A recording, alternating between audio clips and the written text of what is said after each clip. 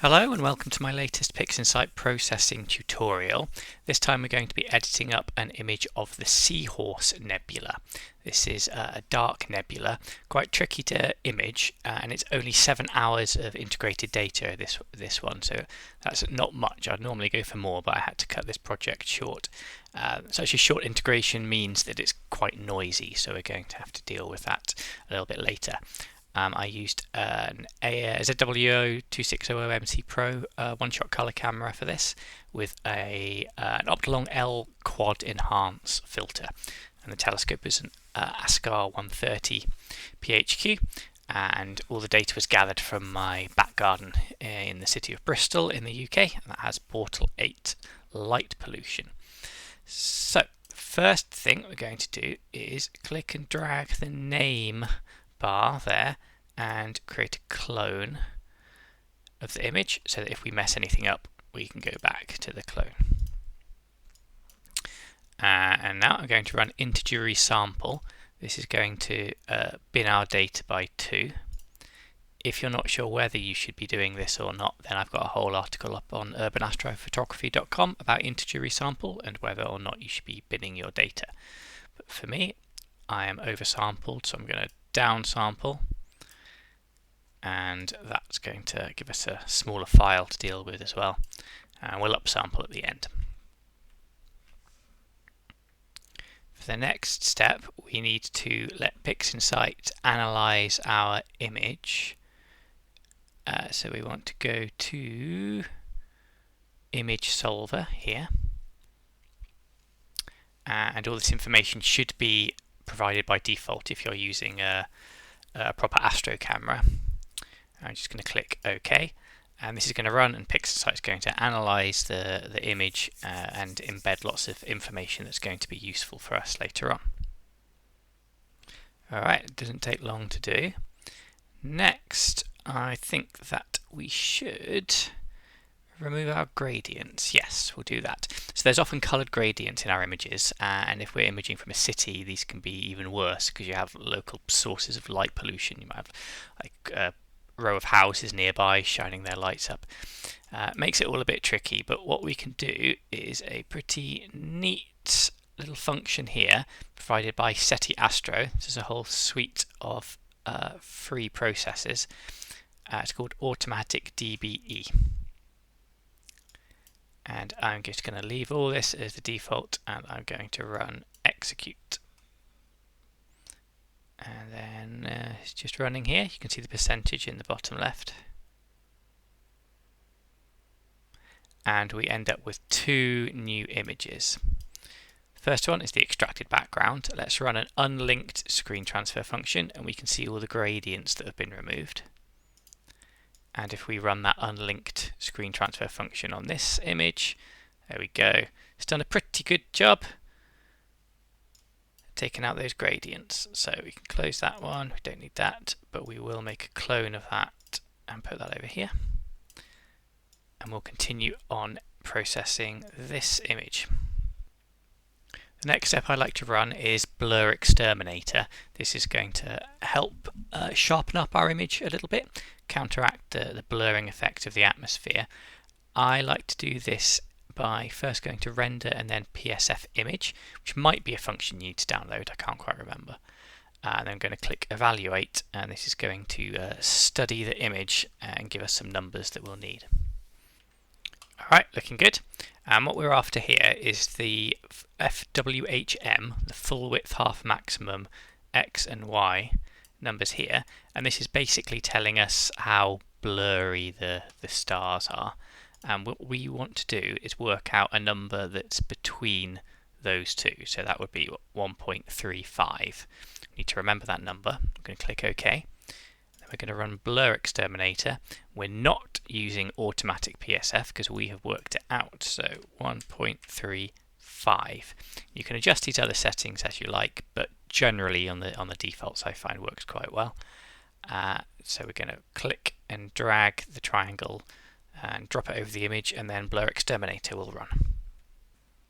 Right, a few seconds later, and this is our blur exterminated image.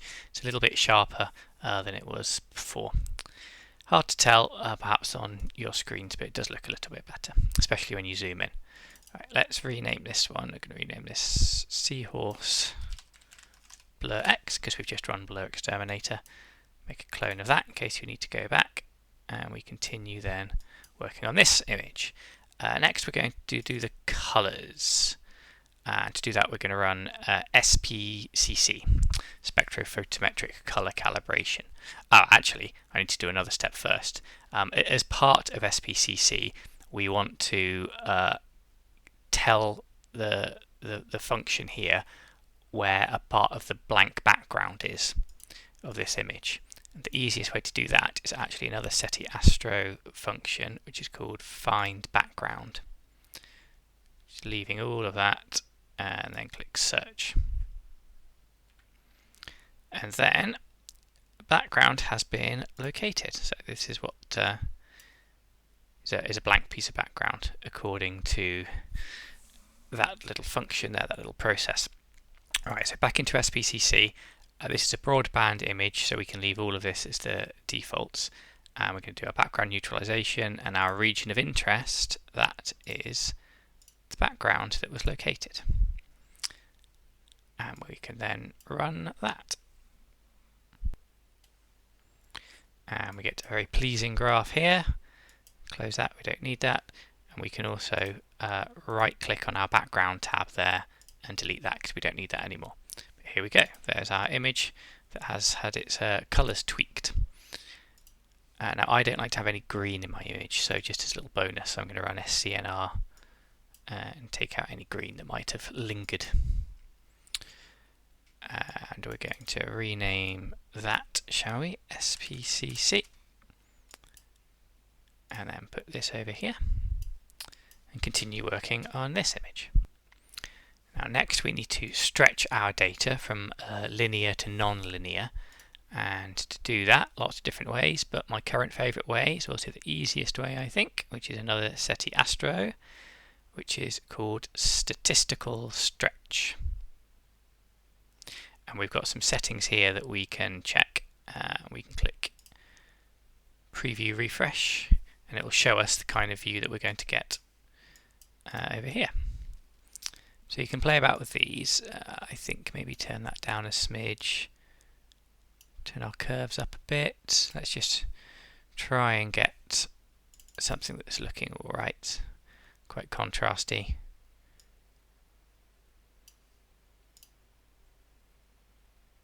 A bit too much there, maybe it was alright as it was.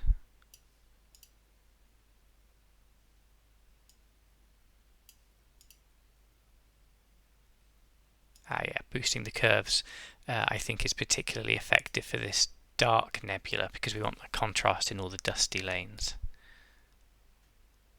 So I think that is probably pretty good. Yeah, good enough, let's go with that. Execute. And then we have a stretched image. So let's rename that stretched. And again, make a clone in case we need to go back. For the next step, I'm going to remove the stars from the image. So we'll end up with one image that's just got the stars in and another that has the dark nebula in the background. And that's going to be useful because we don't want to edit our stars and the nebulosity and background in the same way. We want to treat them differently. So to do that, I'm going to click and drag on the name to create a clone of that. And then I'm going to run StarNet2, and we've stretched our data so it's not linear. I'm just going to click and drag that over here, and it will remove all the stars. And then for the next step, I like to use a utility called Screen Stars, which is one that you might have to download, but it's free. It's made by Mike Cranfeld and Bill Blanchon, and they did an excellent job of this. So for the mode, we're doing star removal. The star review is this one over here, and it's called Seahorse Stretched. And the starless view is the one over here, and it's called Seahorse Stretched Clone 1. And then click on the tick, and then we can close that, and we have now our stars image, so just the stars, and then the starless. So that's what we were after. We don't need that one anymore, so we can get rid of that. Now if I just look at the stars for a second, my personal preference is to boost the saturation of stars images, just so that the colours pop a little bit more. You don't have to do this, it's all a matter of taste, let's say. So the best way to boost the saturation of all the stars is to use Colour Saturation tool. I'm going to click on the little circle here, which will give us a real-time preview. And then it's hard to see, but there's a little yellow dot just here on the right. If you click and hold that and drag it up, it's going to boost the saturation to the entire image. I don't know how well you can see that on the left. If I just move it back to the original, what I'll do to make it easier for you to see is click on this icon, click on this little icon here, and we'll zoom in on a star there. Oh, got some spikes there. It's funny, might take those out later. But just so you can see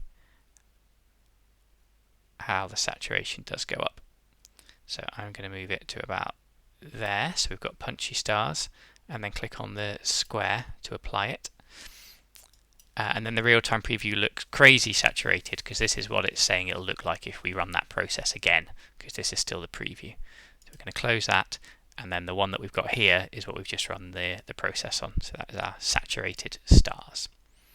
You could do some other work to the stars if you wanted to, but I think I'm just going to leave them as they are, and we'll pop that up there. We're going to call this Seahorse Starless. Let's make a clone of that. Put that out of the way. Make this a bit bigger. So we can see we've got the dark nebula here and lots of noisy background as well. So we need to do some things, don't we? I think first step is to run a curves transformation to try and boost the contrast of the dark nebula. So again, I'm going to click on the little circle there so we get our real-time preview. And if you click on the tick at the bottom right, that gives us a histogram view of this image as well. And we just play about with our curves. We just want it to be a bit more contrasty. This is also bringing out noise, but we'll have to run some noise reduction shortly. We just want the dark nebula of the seahorse to come out a bit more. We want the background to be nice and dark. A little bit tricky to do. Let's run that.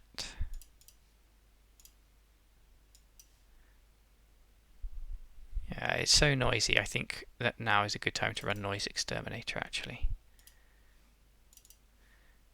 And let's run it at a high level of noise reduction.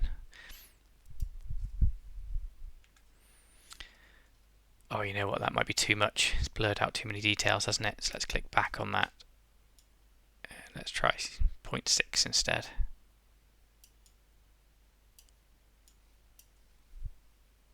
Okay, that's looking a bit better. And can you see there's some purples and blues coming through, which I don't really want those there. So just like before with the stars, I'm going to bring up color saturation and a preview. But this time, instead of boosting the saturation, I'm going to take it in the other direction. Bring it down, not all the way, because we don't want it to be completely black and white, but let's bring it lower. Let's say about there.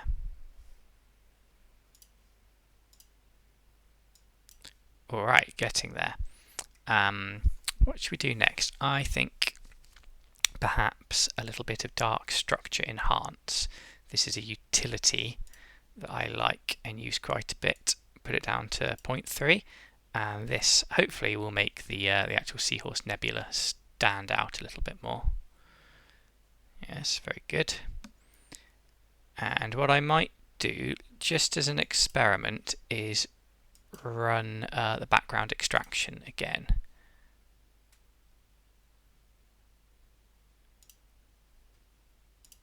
Just to see if it helps clean up the image or maybe it makes it worse. I don't know, we'll see.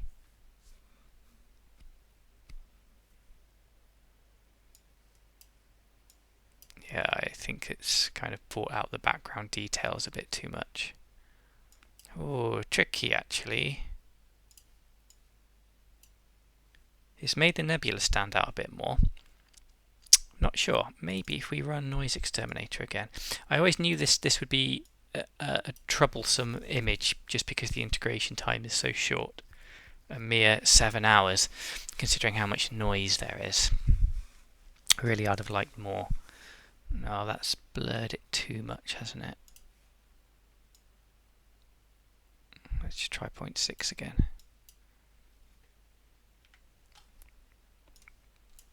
You know what, I think I might prefer that because we do have some extra detail in there. So I think I'll close that one and close that one. This is the one that we're going to run with.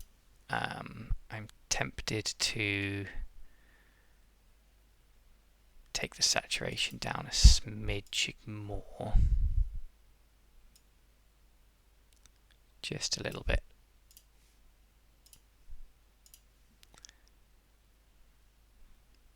And we'll rename this one Seahorse Starless 2. Alright, we're getting there. Next, I reckon it might be time to put some stars back in. Yeah, should we do that? So the best way to do that, and putting stars back in, I know we've still got a few little artifacts and things in here. Putting stars back in will mask all those quite nicely. Although maybe I'll try just some curves first.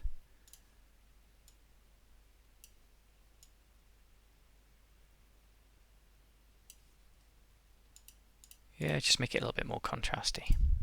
Because that really is the trick with dark nebulae, isn't it? Because we want them to stand out. Alright, so we're going to put the stars back in. So we're going to go to Utilities and Screen Stars. And this is the process we used before to remove the stars, but this time we are replacing them. So our starless view is this one here, Seahorse Starless 2. There it is. And the stars view is stars, which is in by default. Aha, this is looking a bit better now, isn't it? So I'm going to click OK on that.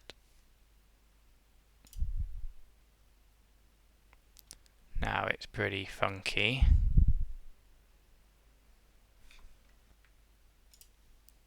There's not too much more I want to do to it.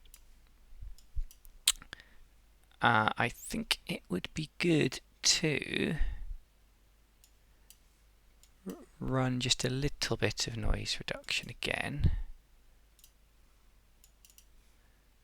Just a light touching.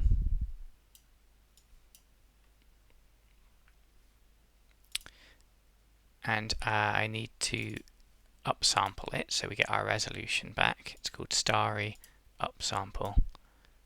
There we go. Nice high res image. And I might do a few more tweaks in Lightroom, which I like to do, like fixing those spikes in that star, maybe like adjusting some little contrasty bits. But as far as PixInsight is concerned, I reckon this is pretty much done. Thank you very much, and I hope you found that useful.